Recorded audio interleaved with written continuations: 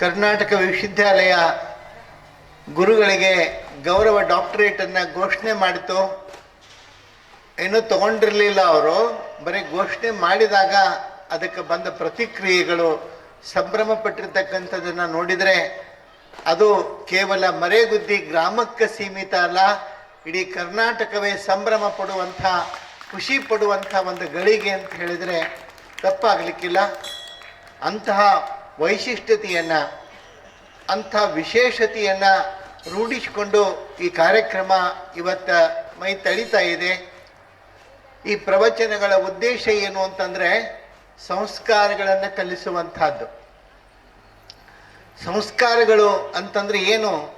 ರೀತಿ ನೀತಿಗಳು, ಹೇಗೆ ಬದುಕಬೇಕು, ನಮ್ಮ ಜೀವನದೊಳಗೆ ನಾವು ನಡೀತಕ್ಕಂಥ ಕ್ರಮಗಳೇನು ಅನ್ನುವಂಥದ್ದನ್ನು ತಿಳಿಸೋ ಕೆಲಸವನ್ನು ಪ್ರವಚನಗಳು ಮಾಡ್ತಾವೆ. ಆ ಹಿನ್ನೆಲೆಯೊಳಗೆ ಇವತ್ತು ನಾವು ಗಮನಿಸಿದರೆ ಬಸವಣ್ಣವರು ತಮ್ಮ ಒಂದು ವಚನದೊಳಗೆ ಬಹಳ ಸುಂದರವಾಗಿ ಹೇಳ್ತಾರೆ. ಏನು? ಏನಿ ಬಂದಿರಿ ಹದುಳವಿದ್ದಿರ ಎಂದರೆ ನಿಮ್ಮ ಮೈಸಿರಿ ಹಾರಿ ಹೋಗುವುದೇ, ಕುಳ್ಳಿರೆಂದರೆ ನೆಲ ಕುಳಿ ಹೋಗುವುದೇ, ಒಡನೆ ನುಡಿದರೆ ಶಿರಹೊಟ್ಟೆ ಒಡೆಯುವುದೇ, ಕೊಡಲಿಲ್ಲದಿರ್ದೊಡೊಂದು ಗುಣವಿಲ್ಲದಿರ್ದಡೆ, ಕೆಡಹಿ ಮೂಗ ಕೊಯ್ಯದೆ ಮಾನ್ಬಣೆ ನಮ್ಮ ಕೂಡಲ ಸಂಗಮ ದೇವ ಅಂಥೇಳಿ. ಎಷ್ಟು ವಿಶೇಷತೆ ಇದ್ ನೋಡ್ರಿ. ಮನೆಗೆ ಯಾರೇ ಬರ್ತಾರೆ ಅತಿಥಿಗಳು, ಏನೋ ಕೇಳ್ಕೊಂಡು ಮನೆಗೆ ಬಂದಾಗ ನಾವು ಅವ್ರನ್ನ ಹೆಂಗೆ ವಿಚಾರ ಮಾಡಬೇಕು? ಮನೆಗೆ ಬಂದವರಿಗೆ ಆದರ ಆತಿಥ್ಯ ಸತ್ಕಾರಗಳು ನಮ್ಮ ನಾಡಿನ ಸಂಸ್ಕೃತಿಯ ಪ್ರತೀಕ. ಹೇಳ್ತಾರೆ, ಏನಿ ಬಂದಿರಿ ಹದುಳವಿದ್ದಿರ ಎಂದರೆ ನಿಮ್ಮ ಮೈಸಿರಿ ಹಾರಿ ಹೋಗುವುದೇ. ಯಾರೇ ಮನೆಗೆ ಬಂದ ಕೂಡಲೇ ಬರ್ರಿ, ಆರಾಮದಿರೇನೋ, ಒಳಗೆ ಬರ್ರಿ, ಕೂಡ್ರಿ, ನೀರು ತಗೊಳ್ರಿ, ಚಹಾ ತಗೊಳ್ರಿ. ಇದು ಒಂದು ಪರಂಪರೆ, ಸಂಸ್ಕಾರ. ಇದು ಬಂದಂಥ ಅತಿಥಿಗಳನ್ನು ಗೌರವಿಸುವಂಥದ್ದು, ಸ್ವಾಗತಿಸುವಂಥದ್ದು, ಅವರನ್ನು ಬರಮಾಡಿಕೊಳ್ಳುವಂಥದ್ದು, ಯೋಗಕ್ಷೇಮವನ್ನು ವಿಚಾರಿಸಿ ಅತಿಥಿ ಸತ್ಕಾರವನ್ನು ಮಾಡುವಂಥದ್ದು ನಮ್ಮ ಸಂಸ್ಕಾರ. ಇದು ಅದನ್ನು ಬಸವಣ್ಣವ್ರು ಹೇಳ್ತಾರೆ. ಹಿಟ್ಟು ಕೇಳಿದ್ರಿ ಅಂತಂದ್ರೆ ಬಂದವ್ರಿಗೆ ಆರಾಮದಿರೇನೋ, ಬರ್ರಿ, ಏನು ಬೇಕು ಅಂತಿಟ್ಟು ಕೇಳಿದ್ರೆ ನಿಮ್ಮದೇನು ಗಂಟ್ಲು ಹರಿದು ಹೋಗ್ತೈತೇನೋ ಅಂತ ಕೇಳ್ತಾರ. ನಿಮ್ಮ ಗಂಟ್ಲು ಹರಿದು ಹೋಗ್ತೈತೇನೋ, ಶಿರ ಹೊಟ್ಟೆ ಒಡೆಯುವುದೇ, ಇಟ್ಟು ಮಾತಾಡ್ಬಿಟ್ರೆ ನಿಮ್ಮ ಹೊಟ್ಟೆ ಹೊಡಿತೈತೇನೋ, ಒಡನೆ ನುಡಿದರೆ ಶಿರ ಹೊಟ್ಟೆ ಒಡೆಯುವುದೇ. ಬಂದವರನ್ನ ಗೌರವಿಸಿ ಸತ್ಕರಿಸಿ ಮಾತಾಡಿದ್ರೆ ನಿಮಗೇನು ತೊಂದರೆ ಆಗೋದದೆ? ಹೋಗ್ಲಿ, ಒಳಗೆ ಬರ್ರಿ, ಕೂಡ್ರಿ ಅಂತಂತಿ ಕುಂಡ್ರಿಸ್ರಿ ಅಂತಂದ್ರೆ ಅವ್ರು ಕುಂತು ಹೋದ್ಮೇಲೆ ನಿಮ್ಮ ಮನ್ಯಾಗ ಏನು ತೆಗ್ ಬೀಳ್ತತಿ? ಅವ್ರು ಕುಂತದ್ದಕ್ಕೆ ಏನೂ ಇಲ್ಲ. ಇಷ್ಟು ನಿಮಗಿಲ್ಲ ಅಂದ್ರೆ ಹೆಂಗ? ಅದಕ್ಕೆ ಅವ್ರು ಭಾಳ ಚಂದ ಹೇಳ್ತಾರೆ, ಕೊಡಲಿಲ್ಲದಿರ್ದೊಡೊಂದು ಗುಣವಿಲ್ಲದಿರ್ದೊಡೆ. ಅವ್ರಿಗೇನು ನೀವು ಕೊಡೋದು ಬೇಕಾಗಿಲ್ಲ, ಅವ್ರಿಗೇನು ನೀವು ಕೊಡಬೇಕು, ಇದನ್ನು ಮಾಡಬೇಕು ಅಂತಿರಂಗಿಲ್ಲ. ಈಗ ನಾವು ಸಾಮಾನ್ಯವಾಗಿ ಹೇಳ್ತೀವಲ್ಲ ಮನೆಯೊಳಗೆ, ಏನು ಬೆಲ್ಲ ಇರ್ದಿದ್ರು ಬೆಲ್ಲದಂಥ 4 ಮಾತರೆ ಇರ್ಬೇಕಂತ ಅಂತೀವಿಲ್ರಿ. ಬೆಲ್ಲ ಇರ್ದಿದ್ರು ಅಷ್ಟೇ ಹೋಯ್ತು, ಬೆಲ್ಲದಂಥ 4 ಮಾತರೆ ಇರಬೇಕು. ಅದನ್ನ ಅವ್ರು ಹೇಳ್ತಾರೆ, ಕೊಡದಿರ್ದಡು, ಏನು ನೀವು ಕೊಡದಿದ್ರು ಪರವಾಗಿಲ್ಲ, ಗುಣವಿಲ್ಲದಿರ್ದಡೆ, ಕೆಡಹಿ ಮೂಗ ಕೊಯ್ಯದೆ ಮಾನ್ಬನೆ ನಮ್ಮ ಕೂಡಲ ಸಂಗಮ ದೇವ. ಹೆಂಗೆ ಹೇಳ್ತಾರೆ ನೋಡ್ರಿ. ನೀವು ಹಂಗೆ ಮಾಡಲಿಲ್ಲ ಅಂದ್ರೆ ದೇವ್ರು ಮೂಗು ಕೊಯ್ತಾನ. ಈ ಸಣ್ಣ ಮಕ್ಕಳಿಗೆ ಹೆದರ್ಸೋದಿಲ್ಲ ಅನ್ರಿ, ಹುಡುಗರು ಗಲಾಟೆ ಮಾಡಿದ್ಕೊಳ್ಳೆ, ಅಥವಾ ಅಡಿಗೆ ಮಾಡುವ ಹೊತ್ನಾಗ ಬಂದು ತಾಟ್ನಾಗ ಕೈ ಹಾಕ್ತಾವ, ಅಲ್ಲಿ ಕೈ ಹಾಕ, ಮುಟ್ಟಬಾರ್ದು, ದೇವ್ರ ಮೂಗು ಕೊಯ್ತೈತಿ ಅಂತಾರಿಲ್ರಿ. ಸುಮ್ಮನೆ ಅದೊಂದು ಸಾಂಕೇತಿಕವಾಗಿ. ಅದರ ಅರ್ಥ ಮೂಗು ಅಂತಂದ್ರೆ ನಮ್ಮ ಸೌಂದರ್ಯ, ನಮ್ಮ ವಿಶೇಷತೆಯ ಒಂದು ಮಹತ್ವ ಅದು. ಅದಕ್ಕೆ ಮೂಗು ಕೊಯ್ಯದೆ ಮಾನ್ಬಣೆ ಅಂತ ಹೇಳ್ತಾರೆ. ಮೂಗಂದ್ರೆ ನೋಡ್ರಿ, ನೀವು ಎಲ್ಲೇ ಕನ್ಯಾ ನೋಡಕ್ ಹೋಗ್ಲಿ, ಹುಡುಗನ್ ನೋಡ್ಲಿ, ಏನೇ ಆಗ್ಲಿ, ಮೂಗ ಮಾರಿ ಚಂದ ಇರ್ಬೇಕಂತಾರ. ಮೂಗ ಮಾರಿನ ಬಹಳ ಮುಖ್ಯ. ಮೂಗಿಗೆ ಆಗಿಂದಾಗ ಹೆಸರಿಟ್ಬಿಟ್ಟಿರ್ತಾರ. ಅವನ್ ಮೂಗ್ ಹಂಗೈತಿ, ಆಕಿ ಮೂಗ್ ಹಿಂಗೈತಿ. ಮೂಗಿನ ಸಂಬಂಧನ ಬಹಳಷ್ಟು ಹಂಗ ಕೂತಿರ್ತಾವ. ಅದಕ್ಕೆ ಬಸವಣ್ಣವ್ರು ಅಂತಾರೆ, ಮೂಗ ಕೊಯ್ಯದೆ ಮಾನ್ಬನೆ, ಯಾಕೆ ಹಿಂಗೆ ಮಾಡ್ತೀರಿ? ಇಂಥ ಸಂಸ್ಕಾರ ನಿಮಗೆ ಬರಬೇಕು ಅನ್ನತಕ್ಕಂಥದ್ದು. ಇದು ನೋಡ್ರಿ, ನಾವು ಮನೆ ಅಂತ ಕರಿತೀವಿ. ಯಾವುದು ಮನೆ? ಮನಿ ಅಂತ. ನಮ್ಮ ಮನೆಗೆ ಬರ್ರಿ ಅಂತೀರಿ ನೀವು. ನಿಮ್ಮ ಮನಿ ಯಾವಾಗ ಮನಿ ಆಗ್ತದ? ಇಂಜಿನಿಯರ್ ಕಟ್ಟಿ ಕಲರ್ ಮಾಡಿ ಲೈಟ್ ಹಚ್ಚಿ ಬಾಗಲ ಕೀಲಿ ಹಾಕಿ ನಿಮ್ಮ ಕೈ ಕಿಲಿ ಕೈ ಕೊಟ್ರೆ ಮನಿ ರೆಡಿ. ಮನಿ ಆತನ್ರಿ ಅದ? ಮನಿ ಆಗೋದಿಲ್ಲ ಅವಾಗ. ಯಾವಾಗ ಮನಿ ಆಗ್ತದಂತಂದ್ರೆ, ಮನೆ ಅಂದ್ರೆ ಏನು? ಆ ಮನೆಯ ಗೃಹಲಕ್ಷ್ಮಿ, ಆ ಮನೆಯ ಹೆಣ್ಣು, ಆ ಮನೆಯ ತಾಯಿ ಯಾವಾಗ ಆ ಮನೆಯೊಳಗೆ ನಿಂತು ಎಲ್ಲರಿಗೂ ಉಣಿಸ್ತಾಳ, ಸಂಭ್ರಮ ಪಡ್ತಾಳ, ಅವತ್ತದ ಮನಿ ಅಂತ ಕರೆಸ್ಕೋತತಿ ಹೊರತು ಸುಮ್ಮನೆ ಕಟ್ಟಡ ಕಟ್ಟಿಬಿಟ್ರೆ ಮನಿ ಅಂತ ಆಗಂಗಿಲ್ಲ. ಅದನ್ನು ಹೇಳಕ್ ಬರೋದಿಲ್ಲ.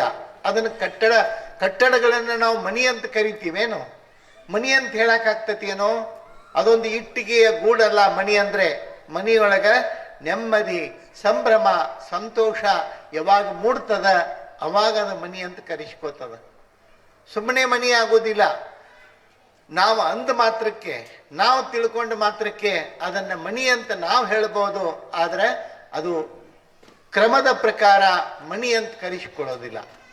ಇಲ್ಲಿ ಬಸವಣ್ಣನವರ ಮಾತಿನ ಉದ್ದೇಶ ಏನು ಅಂತಂದ್ರೆ, ಒಂದು ಸಂಸ್ಕಾರ, ಸಂಸ್ಕೃತಿಗಳು ನಮ್ಮಲ್ಲಿ ಬೆಳಿಬೇಕು, ಬರಬೇಕು ಅಂತಕ್ಕಂಥದ್ದು. ನೋಡ್ರಿ, ಒಂದು ಹುಡುಗಿದ ಮದುವೆ ಮಾಡಿದ್ರದು.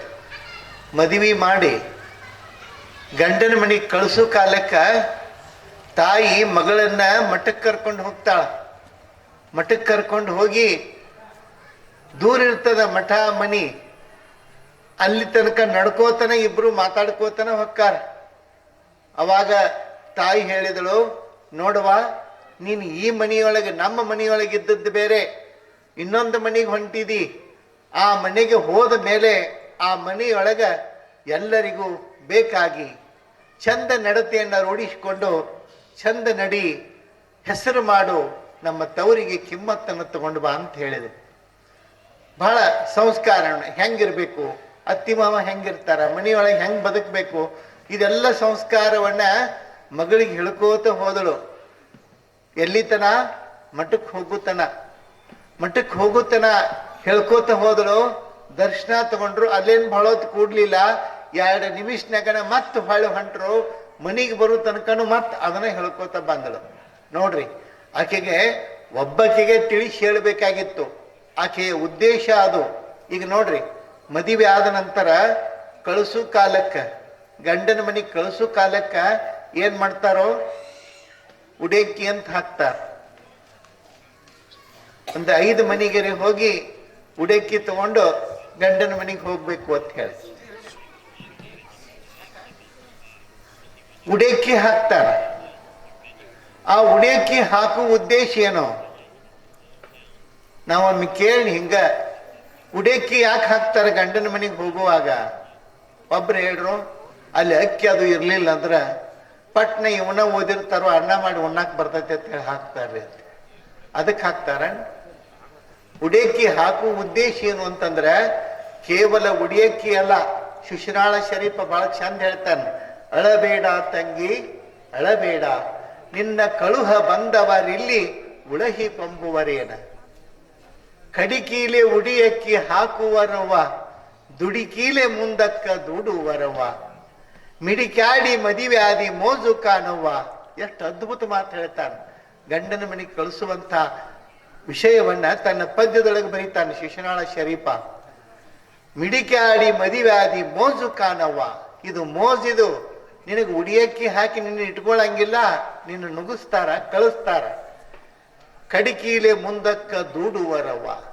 ಆಗಿಂದಾಗ ನಿನ್ನ ಕಳ್ಸಾಕ ನಿಂತಿರ್ತಾರ, ಕಳಿಸ್ತಾರ. ಉಡಿಯಕ್ಕಿ ಹಾಕುವ ಉದ್ದೇಶ ಏನು ಅಂತಂದ್ರೆ, 5 ಮನೆಗೆ ಉಡಿಯಕ್ಕಿ ತಗೊಳಕ್ ಹೋದಾಗ ಆ 5 ಮನೆಯೊಳಗೆ ಉಡಿಯಕ್ಕಿ ಹಾಕುವಾಗ ಹೋಗಿ ಬರುವ, ಚಲೋ ಆಗ್ಲಿ, ಚಂದಂಗಿರು, ಹಿಂಗಿರು ಅಂತ ಹೇಳಿ ಉಡಿಯಕ್ಕಿಯ ಜೊತೆಗೆ 4 ಉಪದೇಶದ ಮಾತುಗಳನ್ನು ಹೇಳ್ತಾರನ್ನೋ ಕಾರಣಕ್ಕ ಉಡಿಯಕ್ಕಿ ನೆಪ ಮಾಡಿ ಅವನು ಕಳಿಸಿಕೊಡುವಂತ ಒಂದು ಸಂಸ್ಕಾರ ಅದ, ಒಂದು ಪದ್ಧತಿ ಅದ. ಆ ಪದ್ಧತಿಯನ್ನು ಅನುಸಾರ ಉಡಿಯಕ್ಕಿಯನ್ನು ತಗೊಂಡ್ಳು. ಉಡಿಯಕ್ಕಿಯನ್ನು ತಗೊಂಡು ಗಂಡನ ಮನೆಗೆ ಹೋದಳು. ಹೋದ ಮೇಲೆ ಅಲ್ಲಿ ಪರಿಸ್ಥಿತಿ, ಇವರು ಮನೆಯೊಳಗ ದಾನ ಧರ್ಮ ಪೂಜೆ ಪುನಸ್ಕಾರ ಅತಿಥಿ ಸತ್ಕಾರ ಎಲ್ಲ ಇತ್ತು. ಈಕೇನು ಮದುವೆಯಾಗಿ ಹೋಗಿದ್ದಳಲ್ಲ ಆ ಮನೆಯೊಳಗ ಅದು ತದ್ ವಿರುದ್ಧ. ಇಲ್ಲೇನಿತ್ತಲ್ಲ ಇದರ ತದ್ ವಿರುದ್ಧ ಆ ಮನೆಯೊಳಗಿತ್ತು. ಅವಾಗ ಆಕೆಗೆ ಯಾವುದೂ ಅಲ್ಲಿ ವ್ಯವಸ್ಥೆ ಹಿಡಿಸ್ತಿರ್ಲಿಲ್ಲ. ಕೊನೆಗೆ 2-3 ದಿವಸದೊಳಗ ತಿರುಗಿ ಬರ್ತಾಳ ನೋಡ್ರಿ. ತಿರುಗಿ ಬಂದಾಗ ಅವು ಕೇಳು ಹೆಂಗೈತಿವ ಮನಿ ಅಂದ್ಕೊಳ್ಳಿ. ಯಾಕೆ ಅಂದಳು ಅದು ಮನಿ ಅನ್ನುವಂಗಿಲ್ಲ, ಸ್ಮಶಾನ ಇದ್ದಂಗ ಐತಿ ಅಂದಳಾಕಿ. ಯಾಕ? ಅವರ ಮನೆಯೊಳಗ ಪೂಜೆ ಪುನಸ್ಕಾರಗಳಿಲ್ಲ, ದಾನ ಧರ್ಮಗಳಿಲ್ಲ, ಅತಿಥಿ ಸತ್ಕಾರ ಇಲ್ಲ, ಒಂದು ಪ್ರೀತಿಯ ನಗೆ ಇಲ್ಲ. ಅಂಥ ಮನಿ ನಮ್ದು ಅಂತ ಹೇಳಕ್ಕೆ. ಅವಾಗ ಅವ್ನು ಹೇಳ್ತಾಳೆ ಅನ್ನಬಾರ್ದು ಅಂದಳಾಕಿ. ಅನ್ನಬಾರ್ದು. ಆ ಮನೆಗೆ ನೀ ಹೆಸರಿಡಬಾರ್ದು.